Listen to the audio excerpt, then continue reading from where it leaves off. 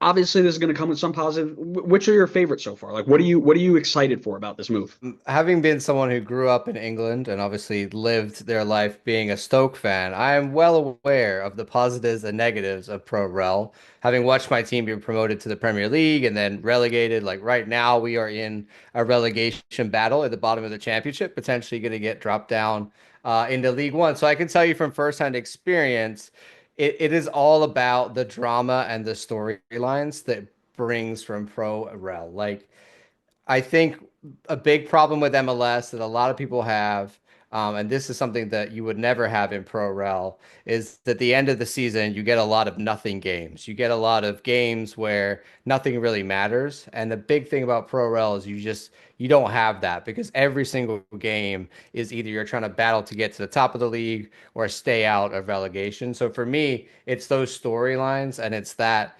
drama and entertainment that comes with Pro Rel that is the biggest pro that USL has here, and something that I believe the American people has started to understand through Wrexham and Ted Lasso and all of these other mediums that are just watching other leagues around the world. They now are starting to understand, oh, Pro Rel can be really exciting. And then if USL is doing that, maybe I want to try and pick a team so I can experience those ups and downs of Pro Rel in USA. For me, that is the biggest selling point of this whole thing and what really is going to make USL, different from anybody else in like MLS specifically.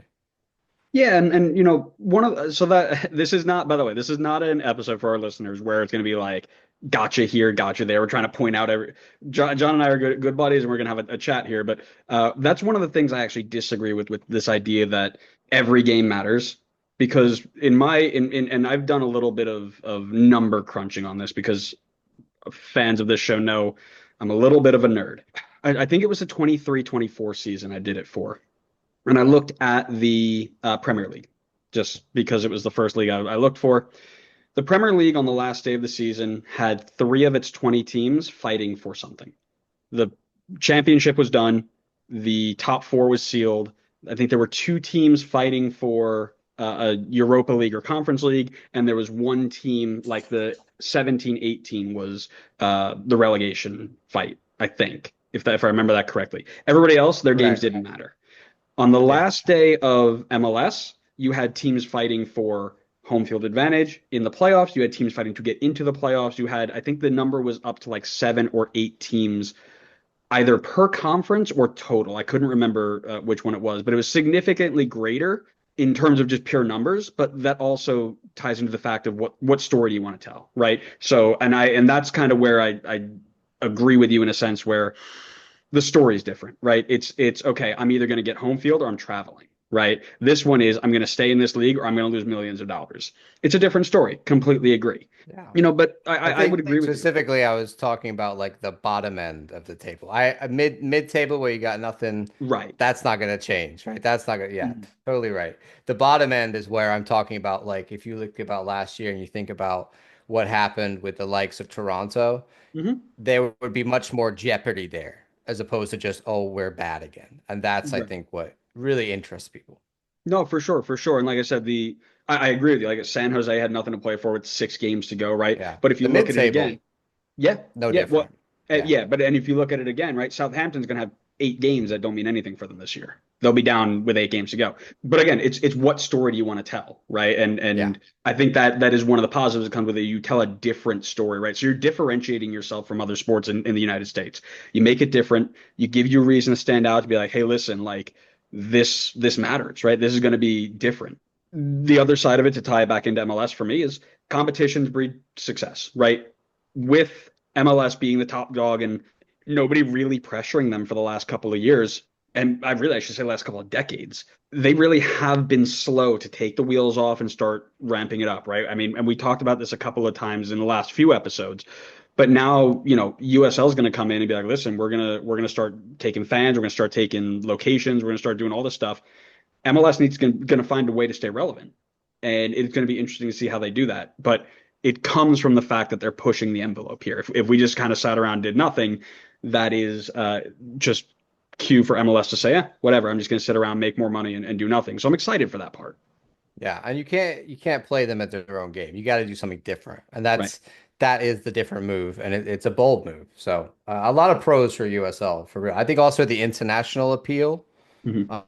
And some like, other people looking in would say, "Oh, this is what I'm used to." So I think that's interesting. I also think that a real pro for them is that they got that supermajority. It was reported in the Guardian article that Paul McDonough talked to them, and he was saying it was 90% of the owners. Hmm. So I think that's an impressive feat for me to go around and to get all of your owners, well, 90% of your owners to agree to this. I think is a task that was not easy to achieve. So I think that should be praised. Yeah, 100%. And it's very interesting because it was such a drastic turn, right? 6 months ago, they were like, "Oh, we're going to meet to talk about it," and they didn't even take a vote because they couldn't get enough on it. And now you've got 90% of people on it. That's really, really interesting. And I'm curious I wish I was a fly on the wall for that sort of conversation Mm, because that's not something where it's like, oh, we were at 85 and now we're 90. Like you were below 50 and now you're at 90. Like what pivoted? Who said what to get you in there? And I wonder if it was the USL D1 league. I'm assuming that might have been the idea. It's like, oh, now we can get into what we're going to call the top division of US soccer. Now it makes sense for us, right? Pro yeah. Rel to get into the second division might not have been as enticing, right? The other thing that I think is exciting in terms of US soccer is that this is going to be the beginning of a proof of concept, right? We've talked, I remember when I first got into this speaking about soccer on the internet thing, and, I started diving into the pro rel world a little bit, and the whole thing was like, no, it doesn't make sense to make a person who paid $20 million to get into a league merge with somebody who paid $500 million and put that at jeopardy, right? That gap doesn't make sense to me. But 20 million to 15 million to 10 or 5 million, that makes sense, right? Or if you're going to do this, Division One Championship League One. Now, let's say it's 50, right? You're going to go from 50 million to 25 million to 10 million. Okay, that's still manageable. It's not two orders of magnitude different, but this is now a proof of concept that says, okay, if you find a way to do this by controlling the funding, right, to make sure that teams that go down don't blow up with loss of revenue, and there's no way to get out of USL and lose all that revenue and lose all those fans and all that stuff. You're gonna stay in USL no matter what. Now you start thinking like, okay, maybe that can go there. You have this idea. I mean, you're seeing leagues pop up all over the place with this sort of smaller scale stuff. The league for clubs, for example, coming in, I believe, in the fourth division. Somebody can fact check me on that. But I know that they've got tiered levels, or they're looking to get tiered levels, and you can throw them at the bottom of this USL tier, and now you've got another level, and now it grows and grows and grows. The Midwestern Premier League, add them into it as a regional fifth division league, right? Like grow and grow and grow. Now we're starting to see, okay, maybe this does make sense. And then you see either MLS jumps in, MLS tries to buy out, MLS tries to do a whole bunch of things, MLS folds, whatever it may be. But it allows proof to say this might work.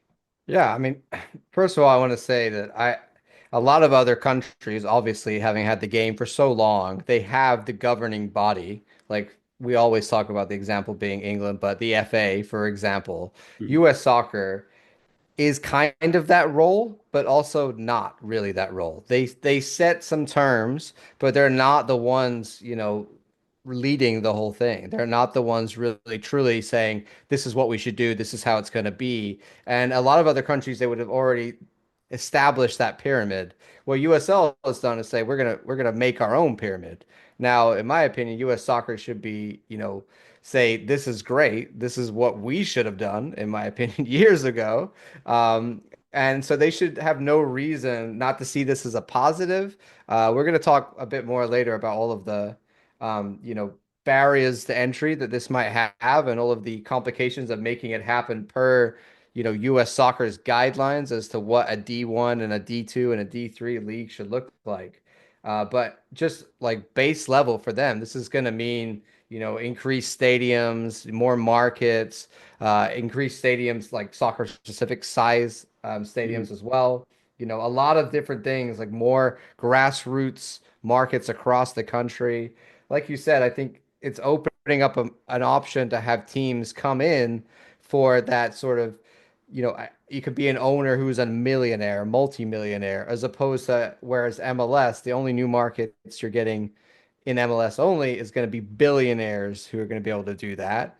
Maybe there's some interest there with what's going to happen with MLS Next Pro, where they're going to sue markets. But if you're US Soccer, it's much better for you to say, yeah, we're going to expand in a lot of markets with USL, and then they're going to be able to start teams small, and those teams can grow and develop through a pro rel system. You're able then to kind of do a lot with less money and spread a lot further, in my opinion, than you ever will if you're just relying on MLS alone. So I think for US soccer, there's a lot of positives here. I don't really know what downsides for US soccer there will be. We're going to talk about that from a composition, but for them, they have the leagues. If teams move up and down within the leagues, as long as everything's above board and what they approve, then I don't really see why they would have an issue with it. I also think a big pro for US soccer is the Open Cup. And if D1 comes in and pro rel and teams are fighting up and down and getting stronger, that's going to cause more competition for MLS. And you're going to have the Open Cup, which is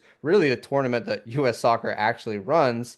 That's going to be the one that's potentially going to benefit from more competition and more excitement there, just to create a market that isn't so MLS heavy. I think is beneficial all around to US soccer. They're not reliant as much on them and can kind of look at USL to bring more and more players to the markets and eventually to their national team. Yeah, and listen, we are not today going to dive into the shortcomings of the U.S. soccer control of this country because, or at least the sport in this country, because that is a 4 hour conversation we do not have time for. But those who are in the know understand how poorly they've messed up, and it's going to be interesting to see how they respond to this because there are a lot of questions here, right? And I know you mentioned, before we get into the concerns, because I think there are a lot of them, Pro League standards being one of them.